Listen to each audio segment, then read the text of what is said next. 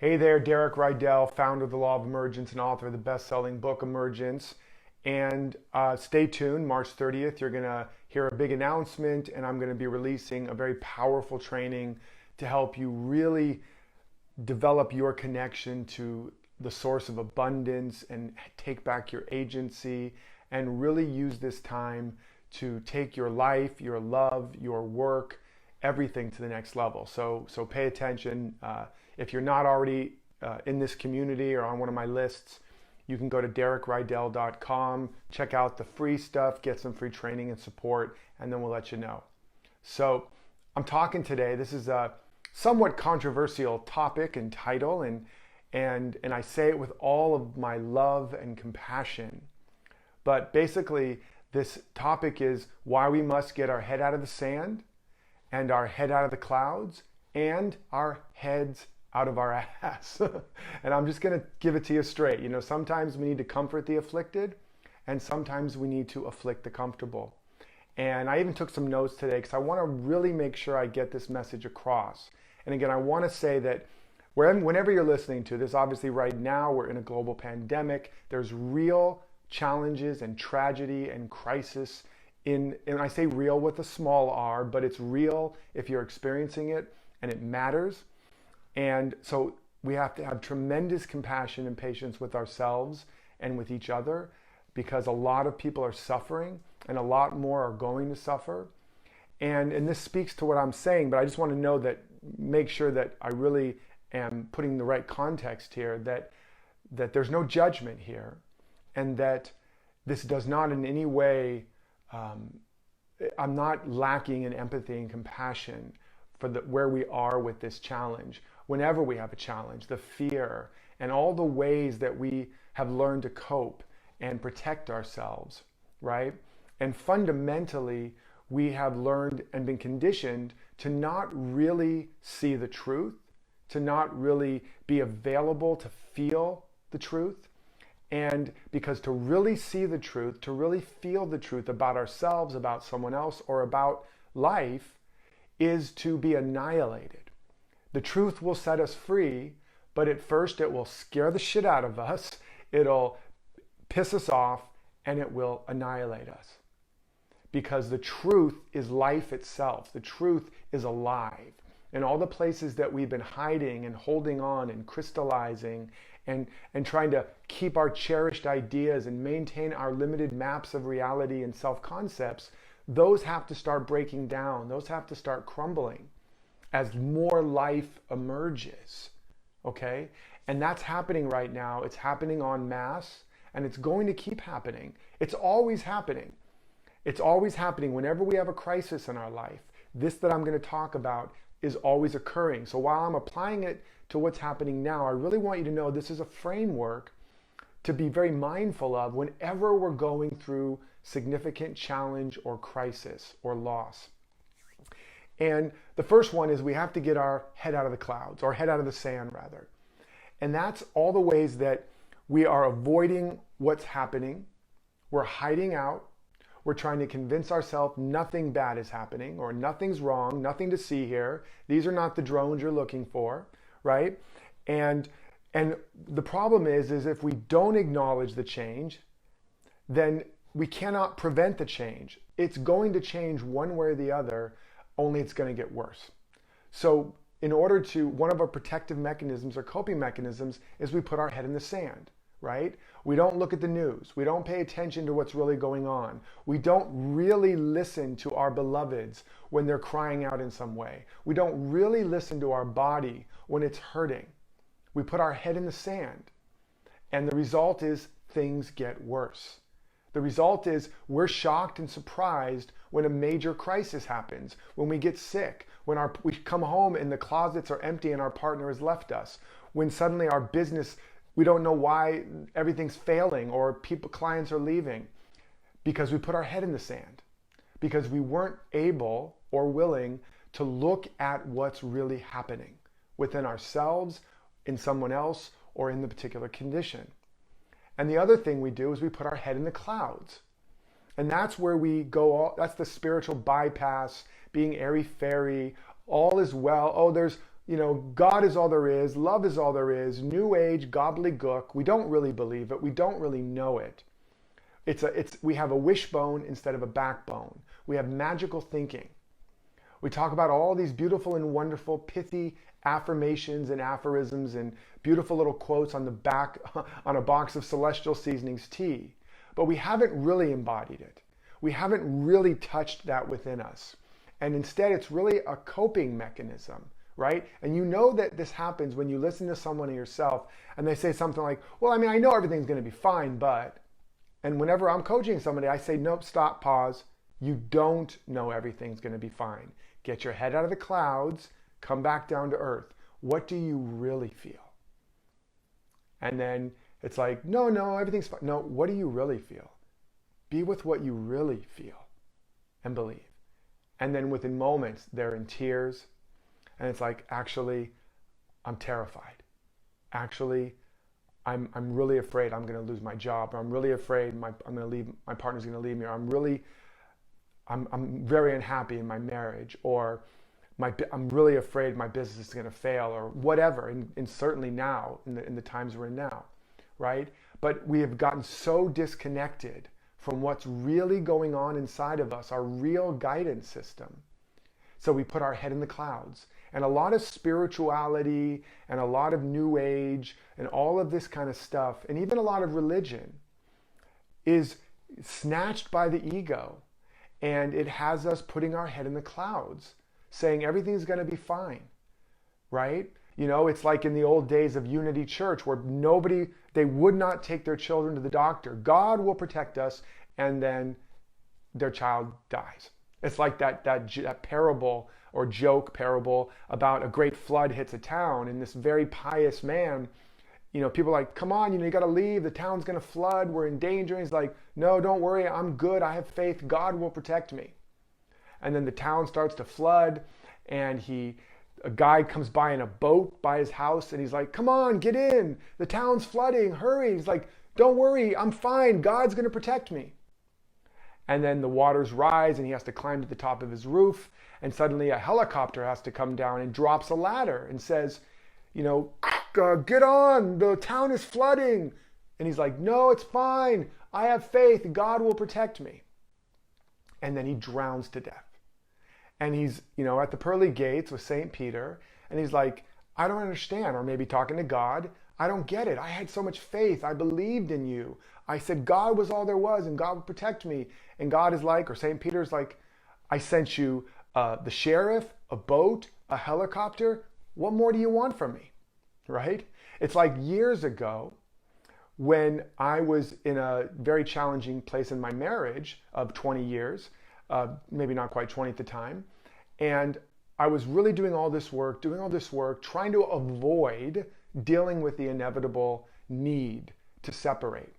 And I was praying and praying for a sign. And I began to look and see what would it cost to rent a place, to live apart from my then wife, to get back to myself, to heal, etc.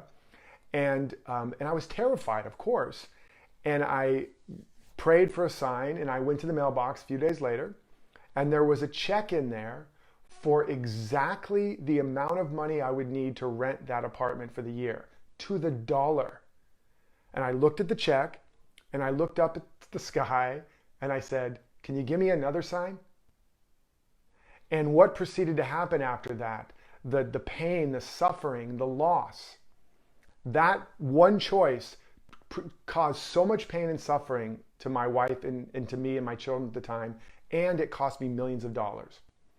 So we cannot put our head in the sand. We cannot avoid, ignore, deny, hope it goes away. We cannot merely put our head in the clouds. We can't just turn off the news and not pay attention to anything. And we can't put our head in the clouds and just sit in a lotus position and act like everything's going to be fine. And we also have to get our head out of our ass. Okay? I'm sorry if that offends you. Not really sorry, not sorry. But that's where we're afraid to admit we're powerless. We're afraid to admit we don't know. And so we act arrogant or narcissistic, or we BS ourselves through things, or we get caught up in the trends and the hype and the herd mentality. And we're pulling things out of you know where. We have to get our head out of those places and have a level head, an open heart, and a balanced approach. So I want to read this one thing about, I saw this quote, somebody gave me this quote today, and it says, in every crisis, opportunity and danger sit side by side. A fool only sees the opportunity. A coward only sees the danger. A wise man sees both and does what he can to mitigate the danger while still acting on the opportunity. You get that?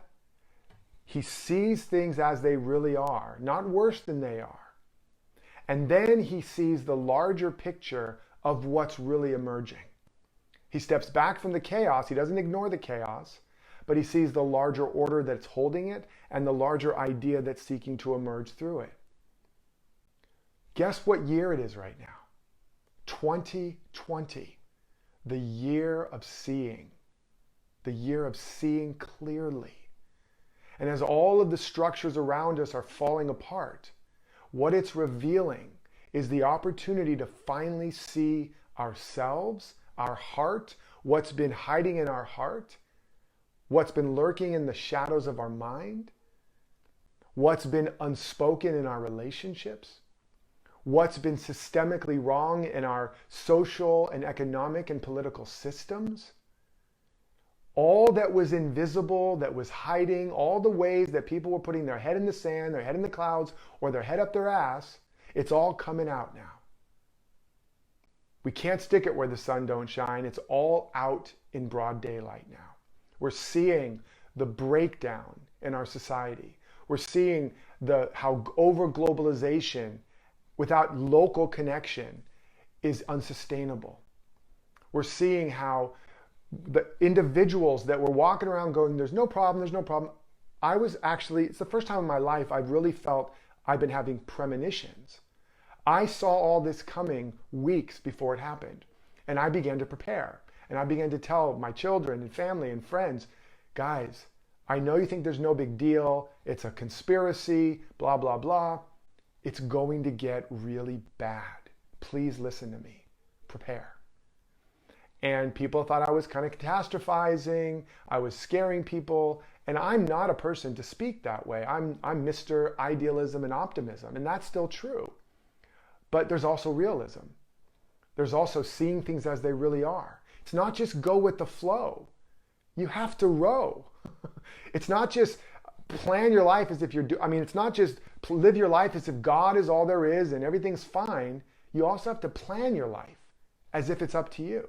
As I say, plan your life as if you're doing all the work, and then live your life as if God is or grace is.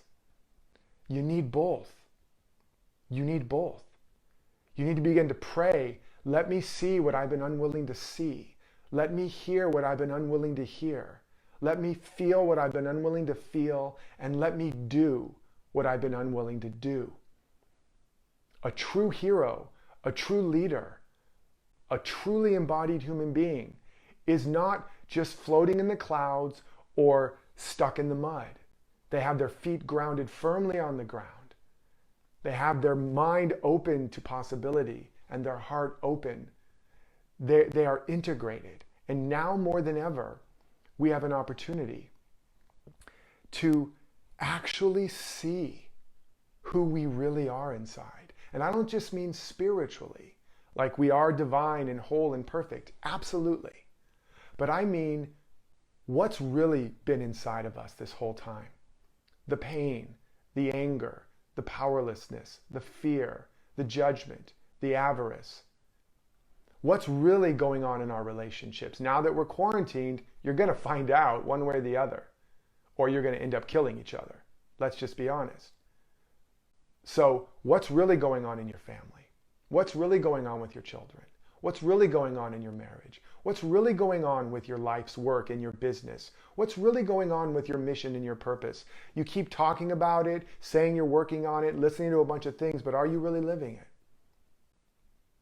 Again, I said this is love, this is compassion, but I feel very compelled to speak truth. We've been living with our eyes closed, many of us. We've been living in a bubble. Now, that's not true for everybody. There's a lot of places in the world where people live under suffering and challenge all the time, and they are both in some ways much wiser, and they're also often much happier. And what's happening now is the whole world is having a loss of innocence, a loss of the false innocence. And in the places where it's needed, a lot of it in the Western world, in the over-modernized world, in the over-globalized parts of the world. And we're seeing that we are both overly dependent and underconnected at the same time. There's so much wisdom in this time. And so I'm saying all this to say, don't put your head in the sand. I don't want you to indulge in the news. I don't want you to indulge in fear. The news is your prayer list. Listen to the news, see where it touches you, where it makes you scared, where it makes you believe in lack and limitation, and then do your work to know the truth, to become the change you want to see and that the world needs to see.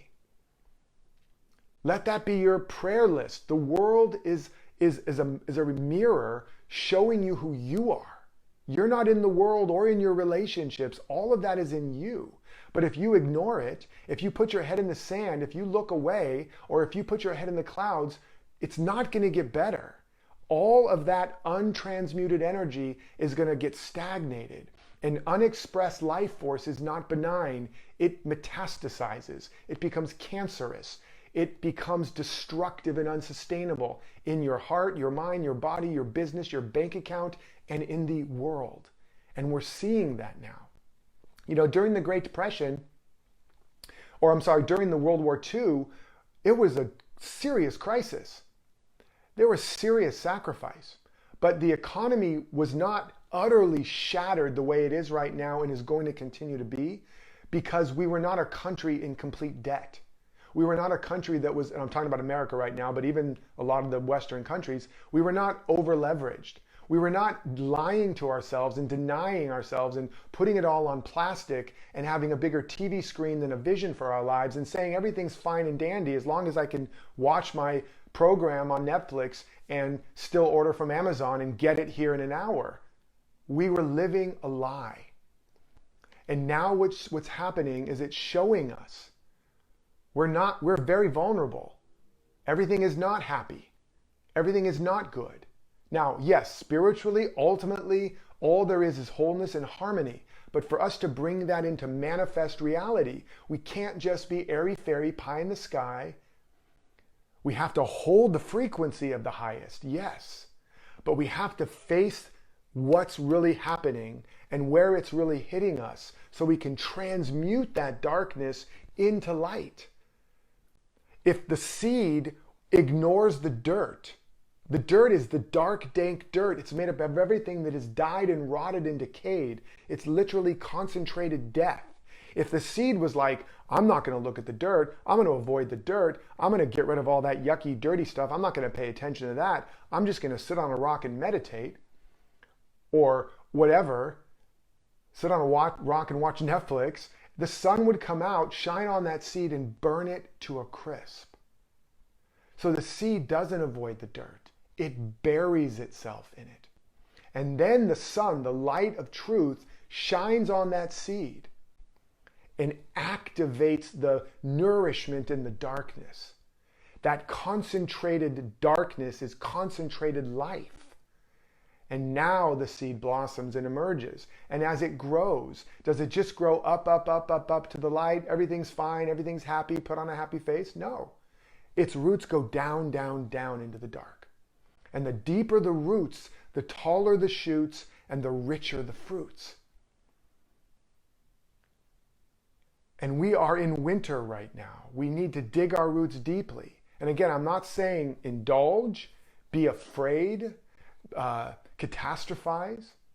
I'm saying let's do the real work of waking up. This whole woke thing is ridiculous. Forget being woke. It's time to be awake. Eyes wide open. It's 2020. It's time to see clearly.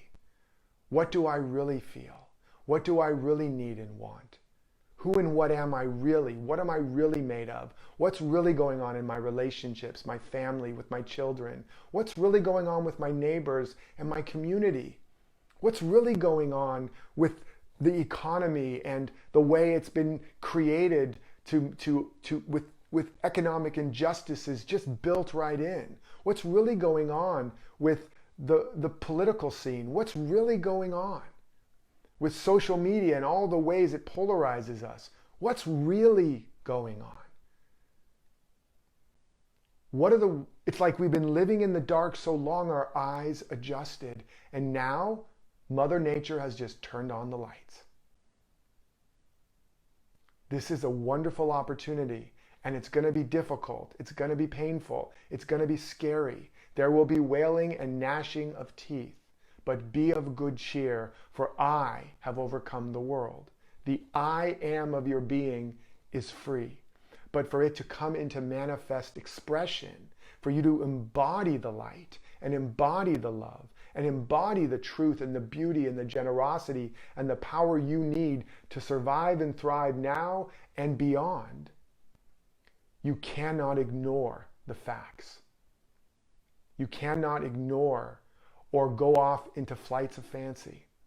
Do you know that there's been stories of certain people that were like, no problem, going around, and it was a lot of younger people, and then they were a lot of the ones that went back to their families and infected their families, and then ultimately some of their family members died because they didn't take it seriously. And some people that didn't take it seriously, and some people I know, and I said stock up, just on the smaller level, they didn't get any toilet paper, okay? They didn't get any pasta, or they had to wait in line for hours and hours and put themselves in precarious situations. So I invite you to look at where have you during this and where are you avoiding. Now, I'm not saying you shouldn't rest, take a break, have fun, watch Netflix, but this isn't a vacation, people. This isn't a vacation. There was even one guy that lied about having coronavirus to have a vacation. This isn't a vacation. Mother Nature has sent us to our room and said, think about your behavior. Think about what you've been doing and how you're going to do it differently. And it's the year of seeing clearly. It's time to see ourselves and each other and the world clearly. And this is a good thing. We can do this. And so I invite you to look at your own life, and while you're in this situation, and whenever you're listening to this, really ask, where am I not actually speaking my truth? Where am I avoiding what's really going on? Where am I avoiding what I really need? Or where am I BSing myself through things, acting like I know because I don't want to look stupid or bad or be powerless? Where am I putting my head in the sand? Where am I putting my head in the clouds? Where am I sticking my head, you know where? And make a commitment to have the courage to see what's really going on. And I will even say from a political and a citizen level, wherever you live, if you're in a state or a country where the government's not acting, especially here in the US, we need to rise up and say, get your shit together. Like, mobilize. Turn factories into, like they did in the war, where they were creating airplanes every 60 minutes. They were creating airplanes every 60 minutes. They put a man on the moon and an entire world in a device in your hand, and they can't create tests and masks and beds and hospitals. The whole Army Corps, the military, this is what the military was really made for. Let's mobilize a peace force, a healing force. Let's mobilize the hearts and minds and innovative expertise to flatten the curve, to serve and help the people that are struggling. And let's do it now. And that requires us to not just turn on Netflix, but call up our representatives. That requires us to come together as community and to reach out and support each other. See, what does each other really need? What can I do? It is times like these that heroes are born. and leaders are forged, and the foundations of future fortunes and successes are laid. So are you just going to lay down, or are you going to lay down some foundations? It's time to get our heads out of the clouds and out of the sand and out of everywhere else, have a level head, an open heart, and a balanced approach. It's time to ask ourselves, what is being said that I'm not hearing? What am I being unwilling to feel, unwilling to hear, unwilling to say, and unwilling to do? And then make a list and become the person you were meant to. Be the change you want to see in your life, in your family, in your community, and in the world. I hope this is supportive. I hope it puts a fire under you know what. I hope you really take this, share this, comment below where you've been hiding out, where you've been putting your head in the sand or the clouds. Comment below what you're committed now to looking at and dealing with and being the change for. And share this, because I'm telling you, we haven't even begun to tap in to the collective power that we have when we come together in an agreement to serve the highest possibility that's emerging through us. But we have to be willing to see and see clearly. I love you. I appreciate you. And until next time, remember to live authentically, love unconditionally, and follow your destiny.